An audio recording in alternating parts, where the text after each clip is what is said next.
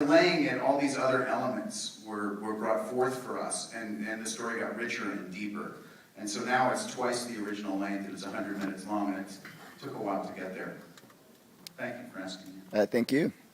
Are there other questions or comments in the audience?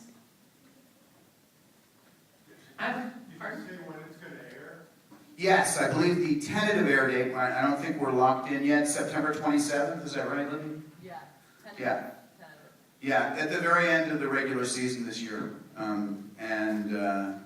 It doesn't look like the Cubs will break the curse this year. Yes. Oh, no, this is the version that will be broadcast with commercial breaks, yeah. Yes? Because of the media is 24/7, do you see this happening again with in the future? I mean, You know, it's yes and no. I can certainly imagine, a similar kind of circumstance where some unsuspecting bystander is brought into the public consciousness for God knows what reason. But both the Buckner play and the Bartman play, the ramp up to the incident was so extraordinary. You had, these, century-long, virtually, curses. And this was the moment that it was going to be broken. I mean, the Red Sox were up by 2 runs with 2 outs in the bottom of the 10th inning. The Cubs were up by 3 runs with 5 outs to go. And, so there were extraordinary circumstances and extraordinary collapses that created the public, I call it ballpark justice, where everybody says Jacques Hughes at once. And Bill Buckner and Steve Bartman are condemned to be villains. So I think they're pretty extraordinary incidents. But sure, I can imagine that similar things could happen, and the scrutiny is extraordinary these days. Yeah?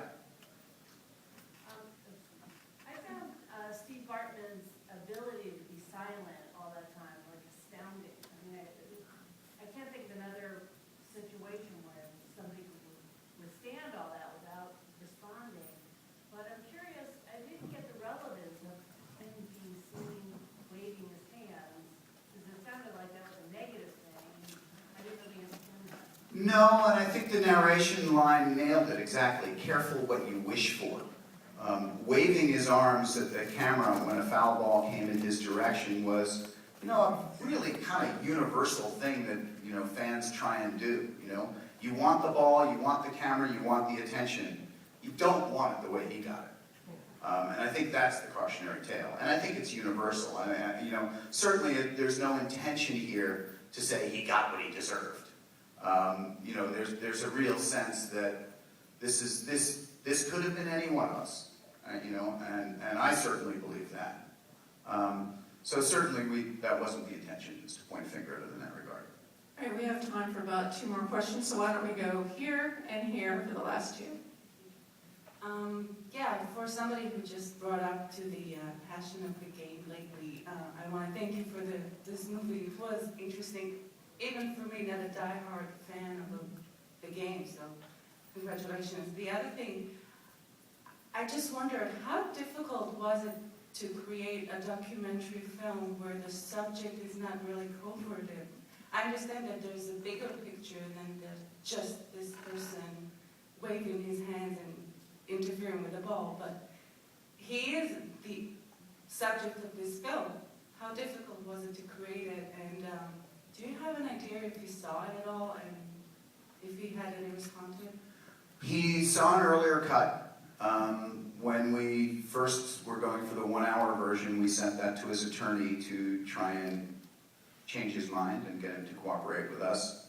We thought perhaps if he saw that the film was so sympathetic to him that there were 2 arguments we made to try and get him involved. One was that it would offer an opportunity for closure and moving on. The other was that he could do some good by, sort of calling attention to, the public behavior under the circumstances. And in either case, he chose not to get involved. So I have no idea how he felt about the film. And that was a very different film at that point. In terms of making the film without him, I think that's sort of kind of the point, in a very kind of subtle way. He's been absent from all of this. None of this has been about him. We don't know who he is. He was just a guy in a Cubs hat at the game. So it had nothing to do with what he did, and so if he had come forward with a voice, yes, we would have known what it would have been like to be inside of him. But the way Alex crafted the narrative, the idea is left for us to imagine what it might have been like, and to try and make the experience more universal, and to sort of summon up compassion for him that way. So I think that's why we approached it the way we did. Thank you. Last question. It's actually two, and it's sort of ethical, somewhat following up on that. And I admit by asking this, it's hypocritical of me because I said, oh, I want to go see that movie and I'll pay my $11.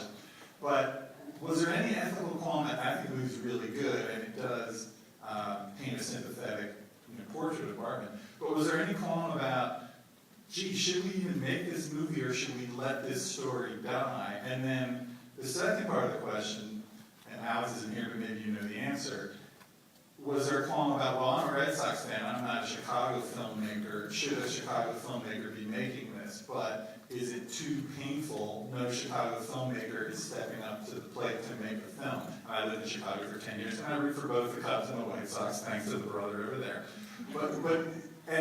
These two questions are related, because it's too painful for a Chicago filmmaker to make, so if a Red Sox fan or some other filmmaker doesn't make it, they ain't never going to get made.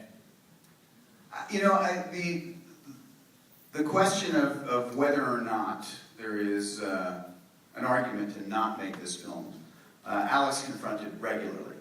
Again, that was the initial Chicago reaction to the story. Alex, I would describe as a radical,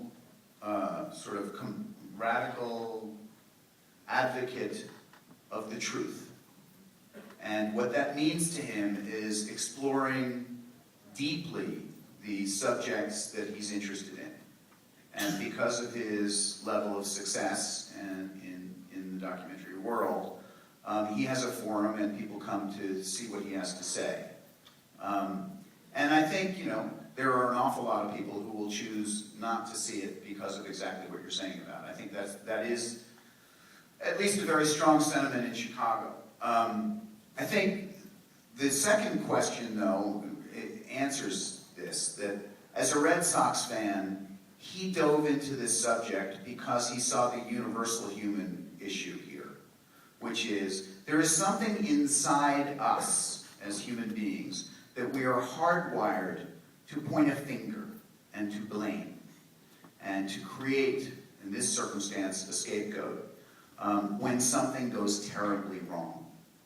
And I think in each of the circumstances, the Buckner and the Bartman situation, you had a massive amount of people on an unbelievable high about to experience a once-in-a-lifetime experience. And then they were denied that. And there was a person you could point at. And it happened to have been a Cubs fan, and it happened to have been a Red Sox player. But the experience of blaming someone for things going wrong is universal. And that's what drew Alex to the story.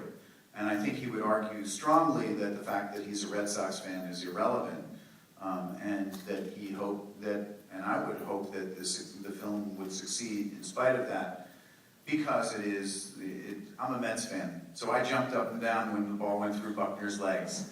But having met Bill and having been through this story, I feel for him, and I feel bad that he had to go through that. And I mean, Chicago has a great film industry, and theater and everything, and literature, etc. Did Alex ever think, well, gosh, why isn't a Chicago filmmaker making this? Well, no one is, so I guess I'll do it. I think